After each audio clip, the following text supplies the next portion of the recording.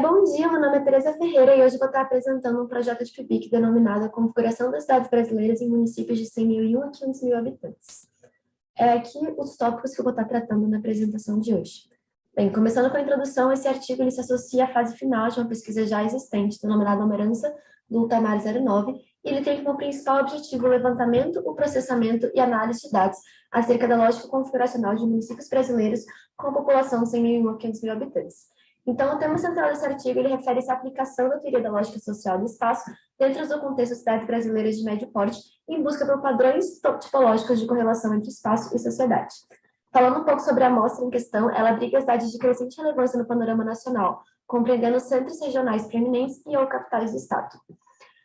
Por meio da análise de dados resultantes do processo de mapeamento georreferenciado, então essa pesquisa tem como intenção realizar uma análise crítica comparativa acerca de variáveis urbanas dentro do funcionamento da cidade, a sua integração, sua acessibilidade, sua conectividade e suas lógicas. Tratando um pouco mais sobre a amostra em questão, ela abriga 5% do total de municípios brasileiros, são cidades com dimensão que representa quase o dobro do tamanho da média dos demais, e apesar de abrigar apenas 5% dos municípios brasileiros, abriga 25,7% da sua população total.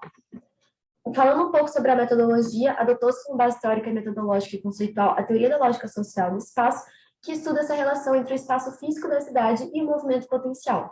Então, ela estuda as relações no espaço urbano a partir do estudo da malha viária, esse estudo da malha viária como um aspecto definidor de fluxos de movimentos existentes e a decodificação dessa malha viária a partir de modelagens, que gerem a interpretação dessas articulações.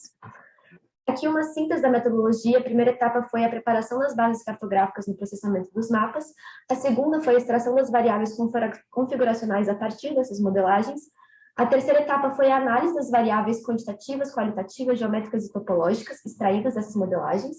A quarta etapa foi a aplicação de procedimentos estatísticos para a realização dessa análise.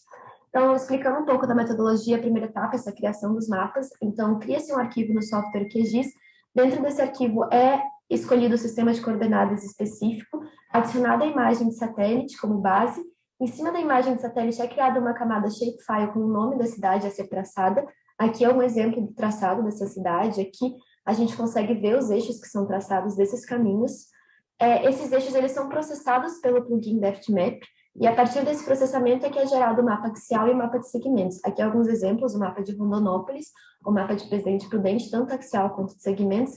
E aqui um exemplo do diferente tipo de traçado entre as cidades da pesquisa, de 100.000 a 500.000 habitantes, e as demais cidades da pesquisa na qual ela está inserida, que são cidades muito menos regulares e mais tendentes a serem orgânicas. A segunda parte da metodologia é a análise. Então, aqui as variáveis principais que foram escolhidas para serem analisadas. Essas variáveis elas foram tabeladas para conseguirem ser correlacionadas entre si e ter essa noção da pesquisa como um todo. E a partir desse tabelamento de variáveis é que se encontram os resultados. Esses resultados eles se agregam a resultados já encontrados anteriormente dentro dessa lógica de caracterização das cidades a partir da lógica axial. Uma das variáveis mais importantes para a análise de resultados é o NAIM, dentro da análise qualitativa, que é uma variável que classifica a acessibilidade de um sistema de acordo com a medida de centralidade.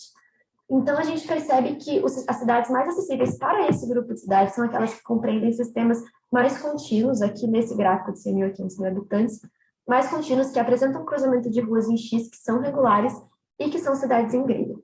Dentro da análise quantitativa, os resultados apontam que esse grupo de cidades possui uma média diária 50% maior do que o padrão de município brasileiro. São municípios com maior comprimento de eixos e segmentos. São municípios que têm a quantidade de linhas por quilômetro quadrado baixa, então classificam-os como municípios com grandes áreas vazias e inutilizadas, com baixa densidade de ocupação do solo.